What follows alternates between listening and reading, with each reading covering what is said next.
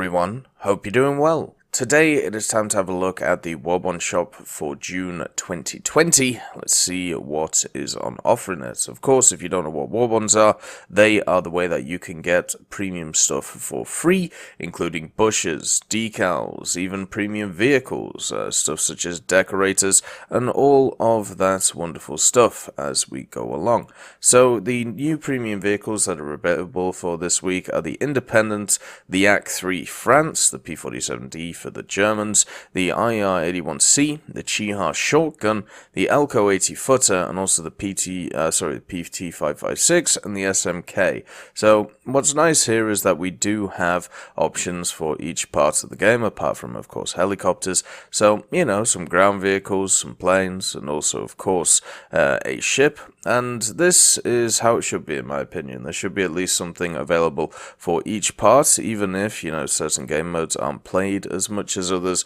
so it is lovely to see. Kind of annoyed that the P-47D is back, but, you know, we'll talk about that in due time. So let's get into the Warbonds themselves, obviously in War Thunder.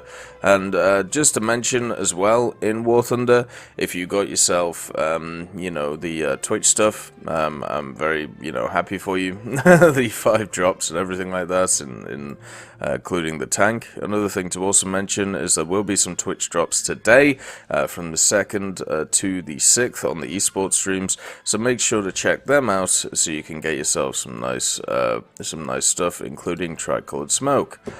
So here's the Warbond shop that's available. The first thing to look at is test drives. So we have the F-89D, we have the Sherman Mark V for the British, the T-3485 Chinese, the Mi-24P, the Stronyi, the J2M5. So these are the vehicle test drive stuff. So these are the premiums you can get for pretty cheap if you want to, and only need to get one special task. So the F-89D, being one of those vehicles that you get a test drive of, is really, really annoying. The F-89D is incredibly strong and has been for a while now, and that's basically because of its secondary loadout of these Mighty Mouse, which are very, very good at being able to destroy pretty much anything with their proximity idea. So we'll see what happens with this. I think this is a mistake. I think it's going to annoy a lot of players, but it is how it is. And then we have the Sherman Mark V. It's just a Sherman Firefly. This is just a T-3485. The Mi-24P will help you grind the German tree, so at least there's that. If you're interested in helicopters, it's nice to see that they have an option. Then you have the Project 7U Stronyi, which is probably the weakest out of the German premium destroyer. Well, sorry, not German premium destroyers, the Soviet premium destroyers, but also just the destroyers overall. And then the last one, the J2M5, is actually a very, very good aircraft, but struggles with, as you can see, the amount of ammo that it has. The J2M5 is a wonderful flight. It feels really nice to fly in general, so I'd definitely say that this is the way to go. If I was going to rank these 1 to 6, this would definitely be number 1. Then we would come in with the T-3485 for China, just a really nice grinder. Then it would be the J2M5, then probably the Sherman, then the helicopter, then the Stronyi last. Now, let's get into the premium vehicles themselves. You can see that there is only this many available today, so only 7 of them. Normally you get a little bit more, maybe not premium vehicles, but other stuff as well. This is what Willy Wolf looks like, the Warbond decal for the week. Sorry, the Warbond decal for the month. And let's get started. So the first one is the SMK. The SMK is a land ship. It's a battle rating 3.7, and you can see it has a decent amount of armor, you know, 75 and 60 overall, 76mm L11, and also the 45mm The land ships in game are generally pretty fun. The SMK does struggle with the fact that it is a little bit high tier, but it still has, 7 members of crew. It's definitely not easy to take out, and also it has quite a stonking engine, 850 horsepower for this 50-ton thing, so you can canter about. There's also the fact that at 3.7, the Soviets have a really nice lineup, so you can put this in that, with all the T-34s and some of the KVs, and just have a bit of fun. It's definitely one of those vehicles that you can take out and be able just to kind of run around in. One of those vehicles to maybe put into the lineup and go squad with some people if you get annoyed at stuff like top tier, just like a lot of the lower tier land ships are. But understand you're just not as indestructible as some of them. So yeah, overall it's a fun vehicle. I wouldn't say it's a great grinding vehicle. There are definitely better options for that. The PT-556, or the Thunderbolt as it's known, this is the backbone of one of the really, really nice PT lineups in the game. If you didn't know, the Americans get these PT boats, which have access to a ton of torpedoes and also have access to a ton of guns. So you got the PT-59, which is the one which has access to a ton of guns. You can see 6 50 cals and then 4 dual sets of 50 cals plus 2 40mm Bofors. This is really nice for naval. Then you have the PT-565, which has access to the torpedoes. It has access to a bunch of, rockets if you want them, and then a ton of guns as well. And then you got the Higgins, which has access to the rockets. It has access to, the rockets, the torpedoes, and then also everything else. And then you've got another 2.7, which is kind of the same. So the 811, sorry, not the 811, the 556. Slots into this 3.0 lineup with these two perfectly well, and you can use it to grind really, really efficiently, because if you get anywhere within 2 kilometers, it has this little quad 20 at the back called the Thunderbolt, and you can absolutely wreck with it. You just tear up the enemies really, really quickly. I've been using another machine which is very similar to this, which was just released for the Italians, the Vosper 70 GS11, and you can see how useful something like a quad 20 is by just looking at stats. So if we have a look at the arcade, if we have a look at the PT-556, you can see it's either, so which one is it again? The 556, there we go. So the 556 is 121 to 66, right? So I'm getting about a 2-to-1 KD, plus we have the planes that it's being killed, and also 55% win rate in it.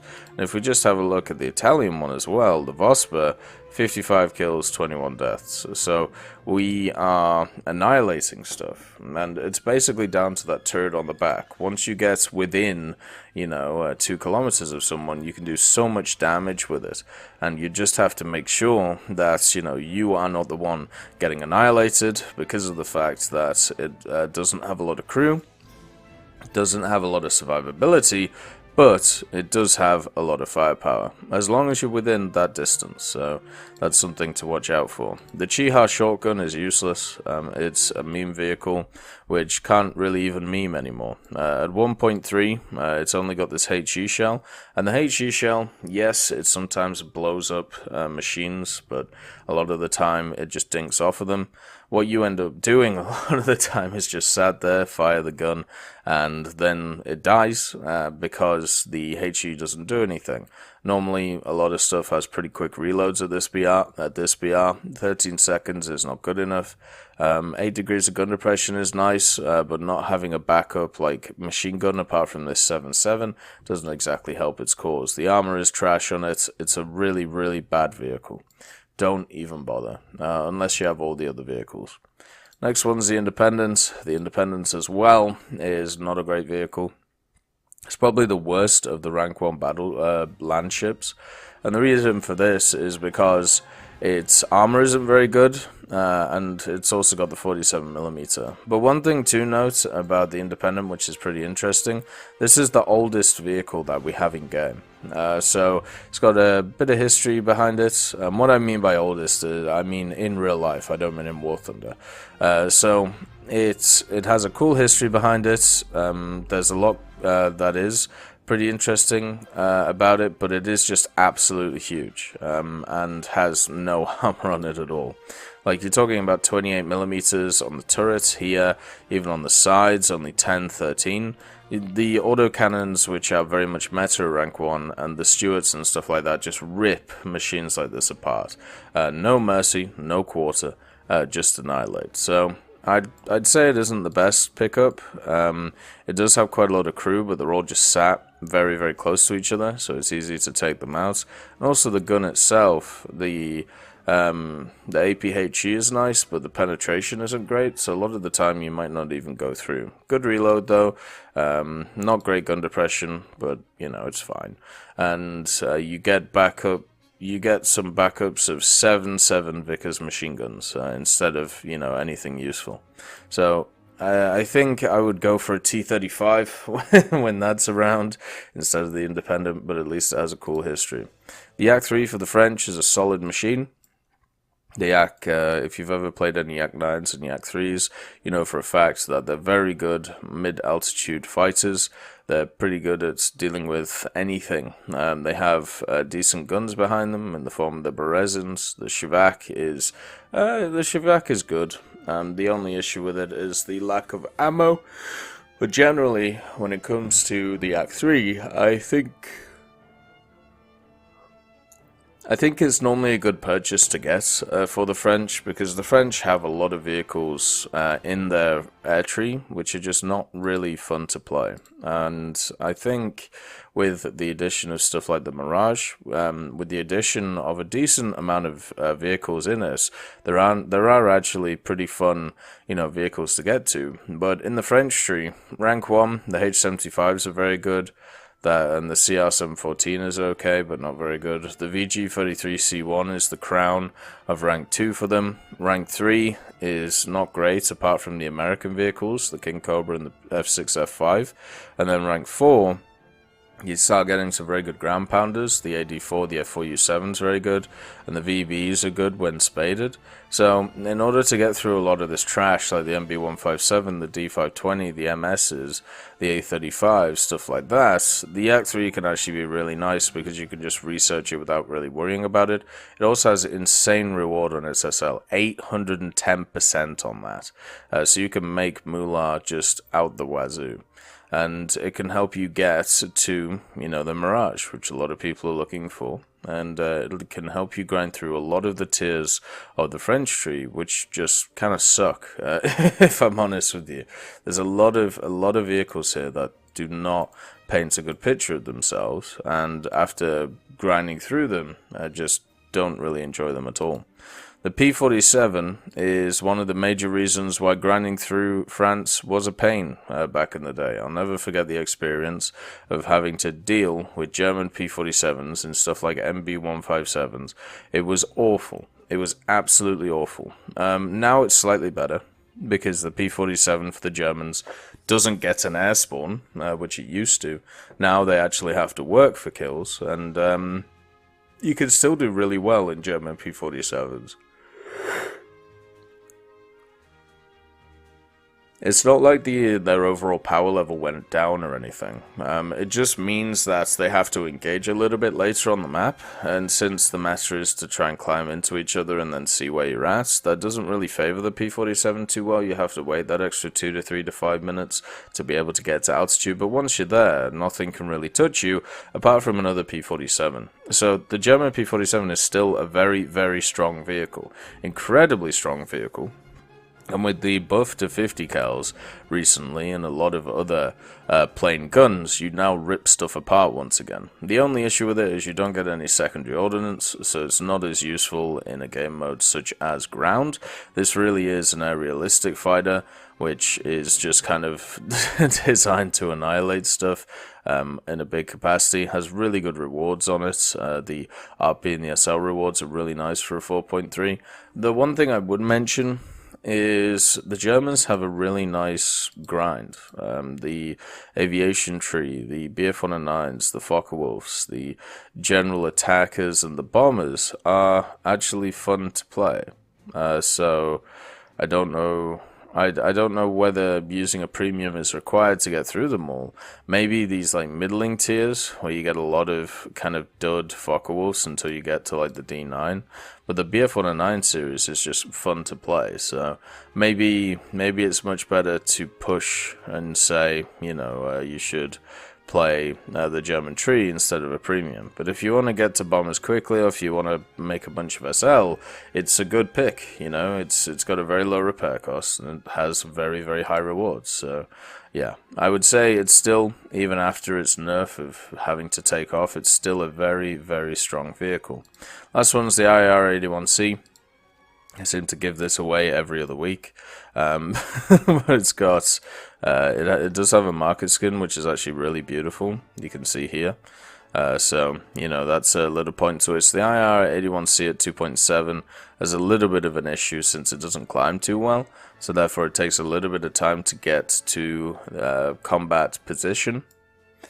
This means that your team can lose the match before you've even really started it, because of the fact that if you personally are not in position and they decide to engage, and they decide to engage badly, then you can be left in like a 1v3, 1v4, 1v5 scenario, and it generally isn't too fun. But the IR can actually deal with that scenario pretty well. It's got a great dive on it. It's got great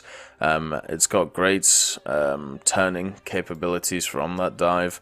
It handles really well. It now also has access to secondary weapons, so it's useful in the ground realistic. You know, you can bring a 250 and some rockets, which is lovely. But in air realistic, you know, you have MG151s, so you can just attack and annihilate whatever you find, and you have a bunch of 792 as well to be able to take out enemies. So it is a little bit team dependent on it, which is a bit of a problem, but I'd still say overall it's a very good vehicle. I would recommend it from the Italian tree, apart from the fact that, as I said with the German tree, the Italian aviation tree is one of the best in the game. It's one of the best to grind through, right? It's just kind of as simple as that. It has the best fighters, it has the funnest aircraft in general, the bombers are pretty good too, so grinding through it is not a chore, it is very, very fun. So getting a premium, which doesn't have very good rewards on it, is probably not the best idea, just because you can just play, you know, stuff in the tech trees, such as the C202 and the C202 EC.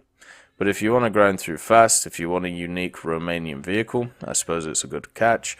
It's also something that's good in multiple game modes, so that is definitely something to think about. But anyway, that is the premium vehicles that are on offer. If I was going to rank them, I'd say it's the Elco 80 footer for number 1, Yak 3, then it's going to be P-47, IAR, then SMK, Chiha Shotgun, and the Independent. These two are probably, you know, tied for last, unfortunately. But that is the Warbond shop for June covered. Hopefully you can get yourself some cool premium vehicles. Have a wonderful day, and I'll see you next time. I'd like to thank Ambrosius McClellan, B. Young, Battling Bacon, Blackie, Chris Giltnane, Conte Baraka, Daniel Stanton, Elove Goat, Jay Wilt, Martinez, Trigger Hippie, Universe, Eugens Terry, and also I'm Devilish and Samuel Slick for supporting the channel.